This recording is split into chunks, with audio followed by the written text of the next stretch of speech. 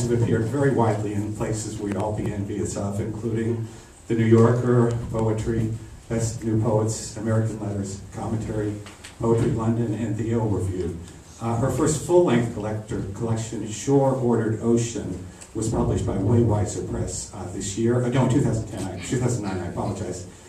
She has a selection, second selection already due, which is called Say So. It'll be published by Cleveland State University Poetry Center later in 2010. She's been a recipient of several awards, including Frederick M. Clapp Poetry Writing Fellowship from Yale, a Truman Capote Fellowship, and a Teaching Writing Fellowship from the Writers' Workshop, among others. She has taught very, very extensively. I won't tell you all the places, but later this year in fall 2010, she'll serve as a distinguished writer in residence in poetry for the MFA Creative Writing Program at St. Mary's College in California. And she is just a great friend of the center. It's been a very, very long time. Please, please welcome Dora Malech.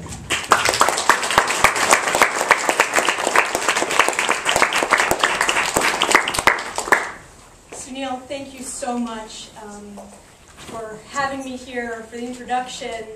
Thank you, Kyle. Thank you just generally to the Writers' Center as an entity. I was in workshops here first. I think I must have been 14.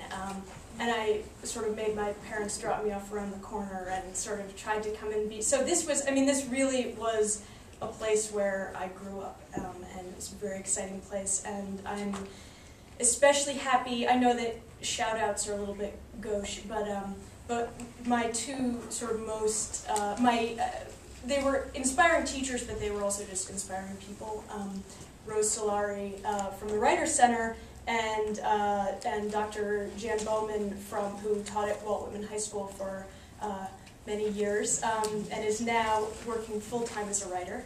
So they're here, and that, you know, I have the yin and yang and the ballast and all. So anyways, it's really exciting, and thank you all for being here on a beautiful afternoon. I am going to read mostly from Shore Ordered Ocean, which, yes, it does exist. Contrary to popular belief, there is a physical object, and not to push the point too hard, but the books will be here, I think, in a day or 2 days. So really, if you order them, you can be guaranteed that they will get to you, and they will get to you soon. So I'll start with the opening poem from Shore Ordered Ocean, because it's a poem for spring, and we want to sort of keep this coming, or a poem of spring.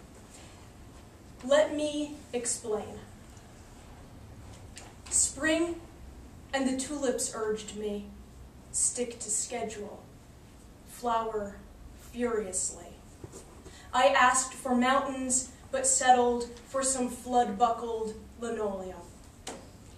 Air was the only sure thing, and even she put up a fight.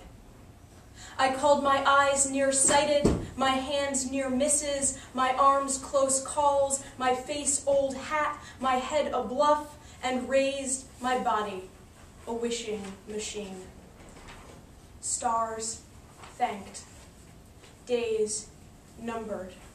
I wore a coat because you can't trust weather, and I looked like rain. I don't want to be checking my watch, but I do want to have my watch. There we go. This is where I grew up, in the Bethesda area. So being back here makes me think of family, so I'll read a couple of poems for and of some of the women in my life. This is called Makeup, and it is inspired by my mother and a particular, let's just say, assumption of hers. Makeup. My mother does not trust women without it. What are they not hiding? Renders the dead living and the living more alive. Everything I say sets the clouds off blubbering like they knew the pretty dead. True, no mascara, no evidence. blue sky, blank face, a faithful liar, false bottom, sorrow, a rabbit harbored in the head. The skin, a silly one-act, concurs. At the carnival, each child's cheek becomes a rainbow. God, grant me a brighter myself. Each breath a game called live forever. I am small. Don't ask me to reconcile one shadow with another. I admit, paint the dead pink, it does not make them sunrise.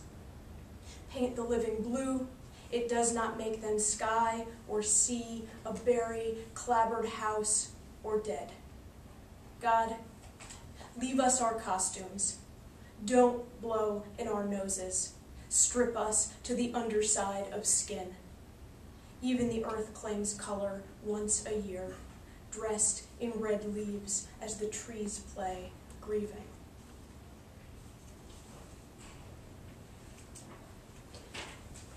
This poem is, it's technically for my niece, Alyssa, but it seems kind of cruel to write a poem for a baby that's not also for the baby's mother, because she did most of the work. So in that way, it's for my sister Sarah as well. It's called Delivery Rhyme. Delivery Rhyme. As anyone is apt to, you began as someone else's symptom. As in other beginnings, drawn lots, blood, some dancing on the heads of pins and inside needles' eyes, cellular revelry, hopping of microscopic turnstiles. Lucky guest, grist, leapt long odds to spark the tinder in the dark. Then the subcommittees met, made merry in duplicate, triplicate, and so on, much of themselves, divided and divined and concurred. All sides, insides, pre-ambulatory perambulation meant sure ambit, short orbit in a warm aquarium set to the muffled music of a single sphere. As in other beginnings, parting seas, the future's violent egress, screams and sutures, aftermath's average agony on umbilical belay, but soon to solo, unfold all those origami limbs to test the inevitable debutante ball. Rest from the nest, and the rest is you, dear, dressed for the bright lights in bits of my sister.